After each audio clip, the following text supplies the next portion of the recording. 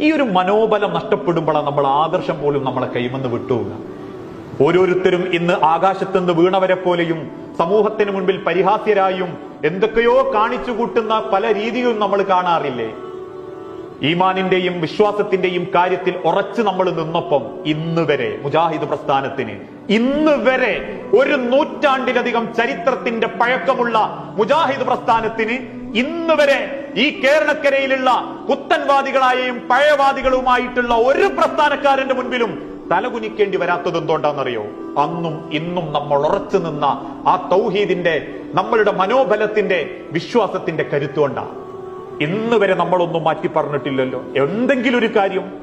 ഞാൻ പറഞ്ഞതിൽ അബദ്ധമുണ്ടെന്ന് എന്റെ കേരള ജമിയത്തുൽ ഉലമയുടെ ഭാരവാഹികളായ പണ്ഡിതന്മാർ ബോധ്യപ്പെടുത്തി തന്നപ്പോ ഞാൻ ആ ബോധ്യപ്പെടുത്തിയ കാര്യങ്ങളെ കൃത്യമായി വിശുദ്ധ ഖുർആനിന്റെയും തിരുസുന്നത്തിന്റെയും തെളിവിന്റെ അടിസ്ഥാനത്തിൽ അവർ ഓർമ്മപ്പെടുത്തി തന്നപ്പോ ഞാനത് അംഗീകരിക്കുകയും ഞാനത് വിശ്വസിക്കുകയും ആ കേരള ജമിയത്തുൽ ഉലമയുടെ വിശ്വാസത്തെ, ആ തീരുമാനത്തെ പിന്തുണച്ച് മുൻപോട്ടു പോകാൻ ആഗ്രഹിക്കുകയും ചെയ്യുകയാണ്.